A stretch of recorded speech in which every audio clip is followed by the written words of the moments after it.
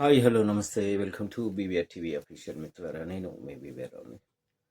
తెలంగాణ ముఖ్యమంత్రి రేవంత్ రెడ్డి ఈ నెలలో నాగార్జున సాగర్లో తలపెట్టిన వరుణ యాగం ఏదైతే ఉందో, వర్షాలు రావట్లేదు రాష్ట్రంలో అని చెప్పి యాదాద్రికి చెందిన పండితుల చేత ఒక ముహూర్తం నిర్ణయించి అక్కడ కొన్ని 11 యాగ స్థలాలు ఏర్పాటు చేసి భారీ ఎత్తున వరుణ యాగం చేయాలని తలపెట్టాడు. అయితే ఆయనకంటే ముందే మరి వరుణ్ దేవుడు ఏమనుకున్నాడో ఏమో, నువ్వు యాగం చేసేదేంటి, నువ్వు యాగం చేసే ముందే నేను వర్షాలు కురిపిస్తానని భారీ వర్షాలు కురిపించడం మనం చూస్తున్నాం.